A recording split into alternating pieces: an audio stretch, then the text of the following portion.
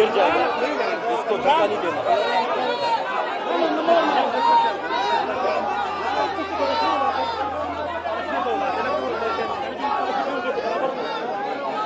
बिस्मिल्लाहिर्रहमानिर्रहीम।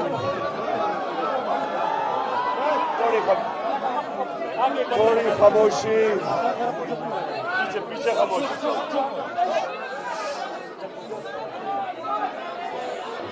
ये जरा नीचे।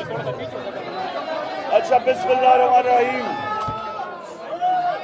आज बैठ जाओ मेरे भाई, बैठ जाओ। आज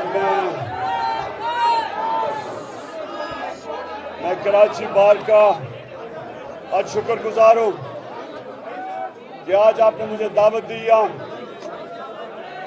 और वो टाइम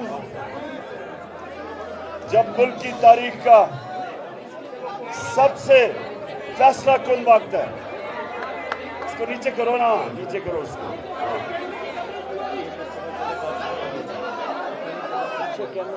कराची बार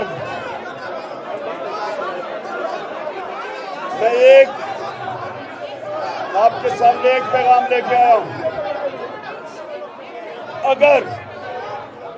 अगर ये NRO2 ये जो दूसरी दफा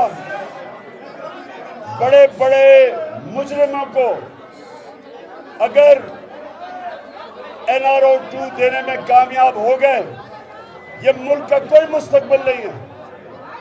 अगर इस मुल्क में सिर्फ छोटा चोर जेल में जाएगा और बड़ा डाकू ईवानों में बैठेगा और उसको मुल्क का इंसाफ का निजाम पकड़ नहीं सकेगा, इस मुल्क का कोई मुस्तकबिल नहीं है।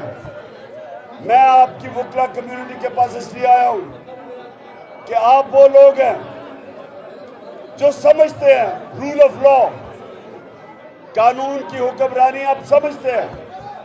और अगर कानून की हुक्मरानी की धज्जियां उड़ाई गई कि ताकतवर पैसा चोरी करके बाहर चला जाए और बाहर से वापस NRO लेके आ जाए, फिर मुल्क लूटे, फिर बाहर चला जाए, इस मुल्क का कोई मुस्तकबिल नहीं है अगर हमने ये होने दिया।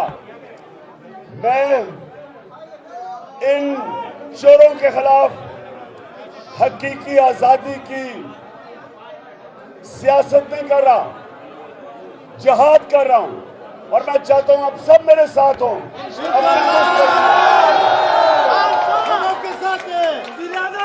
और इंशाअल्लाह मेरे जो पाकिस्तान की लीगल कम्युनिटी है, जो हमारे इस मुल्क के वकला हैं, इंशाअल्लाह वो अब जिस तरह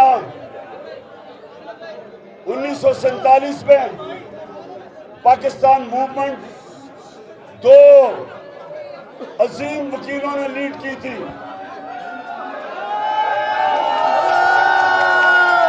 ये वक्त आ गया कि हकीकी आजादी के लिए मेरे सारे पाकिस्तान के वकला खड़े हों, रूल ऑफ लॉ के लिए, इंसाफ के लिए।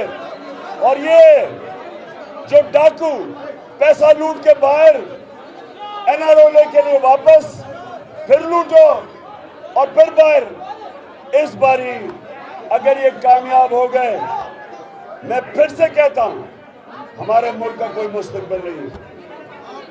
और मैं ये उम्मीद रखता हूं कि आप सारे मेरे साथ चलेंगे अपने मुल्क के लिए।